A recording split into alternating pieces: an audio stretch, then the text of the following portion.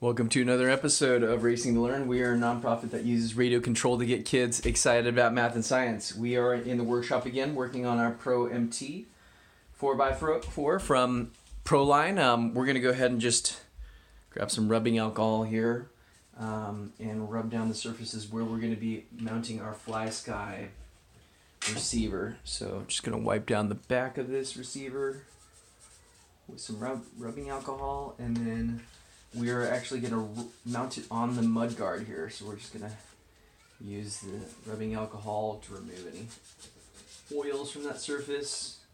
And then, let me grab the tape here. We're actually going to be using this. So exterior mounting tape from Scotch. This also goes under the name of part number 4011 or catalog number, whatever you want to call it. It says it holds up to 5 pounds. This is a great alternative. You use servo tape. Usually all that stuff is just relabeled 3M tape anyways. So I'm going to go ahead and open this nicely so we can fit it back into our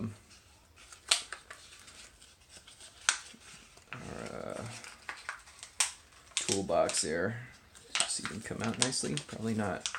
Anyways, so we will use this double-sided tape. We're using a different 3M tape before. Probably had it sticking around here, but it was, I don't know if it was just because the roll was too old or what, but we've had that tape come loose on a couple of applications. Oh, and this is even stuck to the package. Alright, maybe I'll just leave it in here and cut off what I need. So I just need a small piece here to mount the receiver.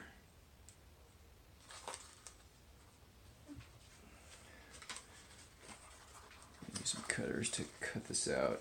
You don't need a huge piece on there just because it's such a small part that we're mounting. Trying to keep my hands away from the sticky surface there. Alright.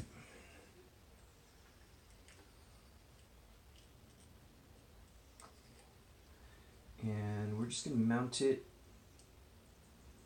up on the mud guard here to keep it up and out of any water. And we'll put it in this orientation here. So just a little bit above, below that lip here and right next to the antenna. So there we go. Be nice and tucked in there, protected and raised away from the elements. And it'll give us a nice surface to plug those components into as well. So next thing is we're going to take out, let's see, so we're using the 16 tooth pinion gear here. So we want, this is the front of the vehicle, bottom of the chassis, so we want the 3 dots on the right side of the hole for these motor mount inserts. And stock, it comes with the insert with 2 holes. So we'll go ahead and pop this out. Unscrew this here.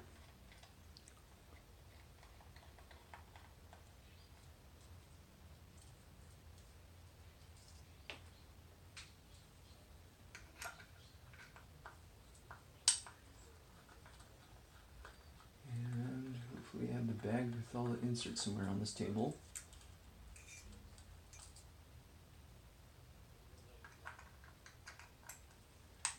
It's a very unique mounting system with these motor mount inserts, so you don't have to fiddle with a piece of paper to set the pinion mesh.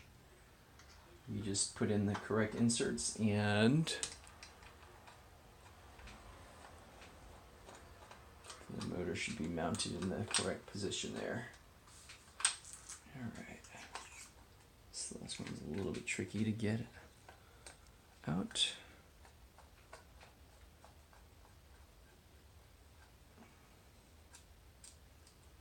so we'll pull this out. Get our motor mounted in the correct orientation. And it's these two other screws in the baggie that we want to use. Of course, you want to use some thread lock on here as well. Alright, so we're going to be lining up the motor like so.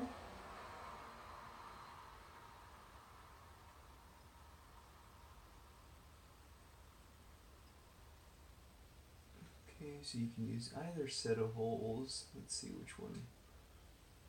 I'll probably use a set of holes.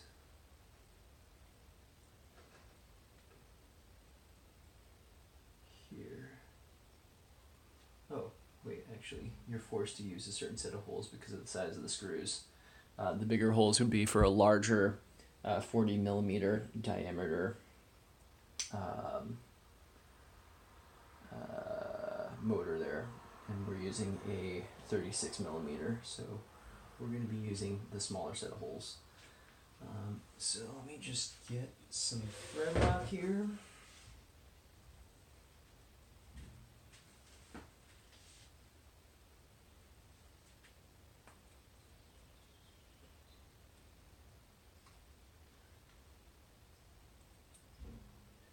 Get the appropriate screws. Put a little thread lock on. And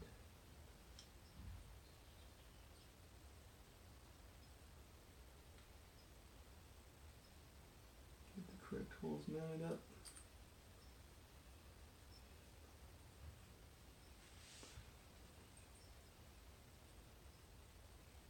Alright, we don't want to tighten it all the way there yet, just because we want to line up both of those holes. Alright, do the second screw.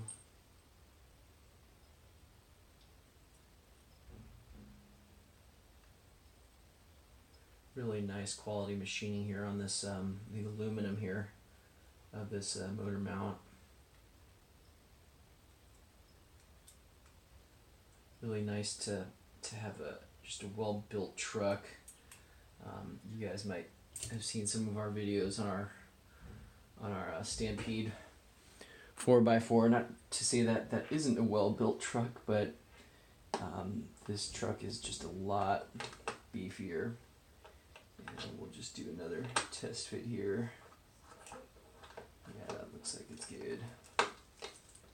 Just want to make sure that the wires clear everything.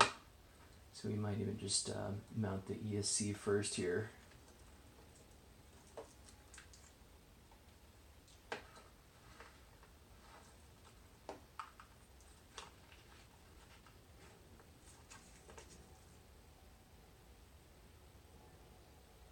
Might even want to tilt these wires. I'm going to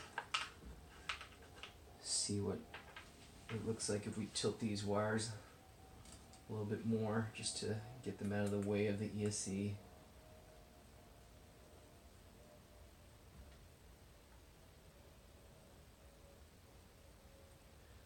I'm just going to put this screw here on a piece of paper because I've got thread lock on it. Get my working surface all gummed up with thread lock. So I'll put these off to the side. Let's see what happens if we those are the larger holes, which have a different countersink diameter there, so we might, let's see, we rotate this a little bit more, because the 3656 from Hobby Wing does have a variety of mounting holes. So let's see here. What happens if we rotate the motor just a tad more?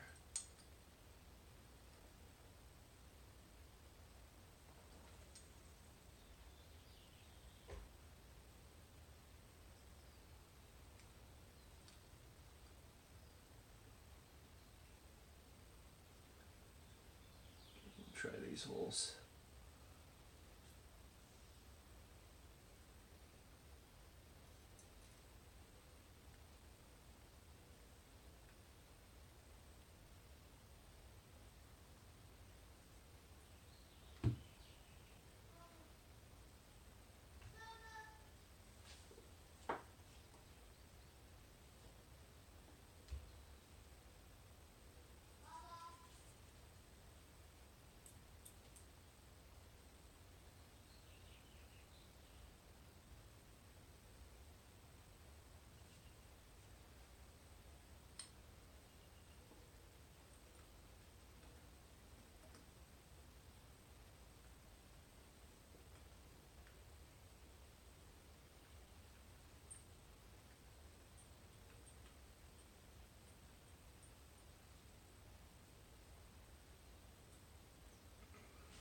just going to do another test fit here before I lock everything down.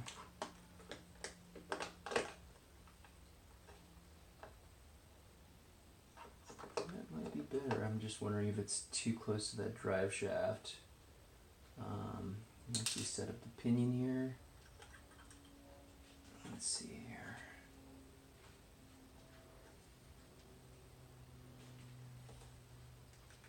I should probably just put the pinion on.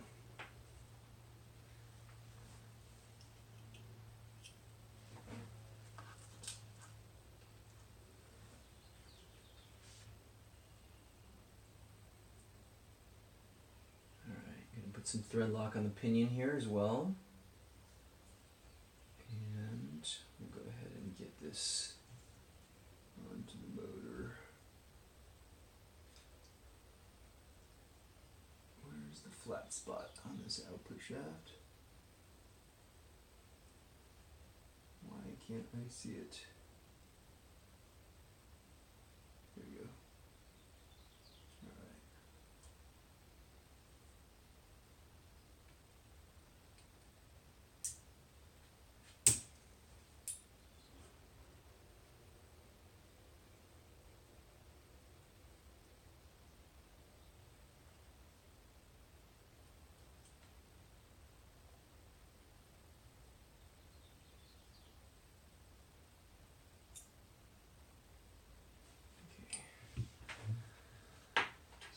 Do another test fitting here with the pinion.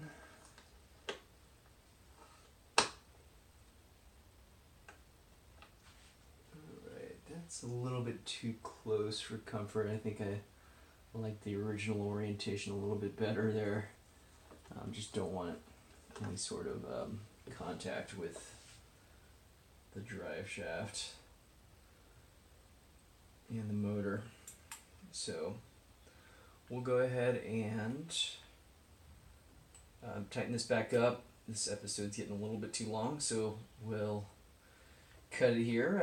Please like, comment, subscribe. Let us know what you guys think, and we will catch you next time. Thanks again for watching.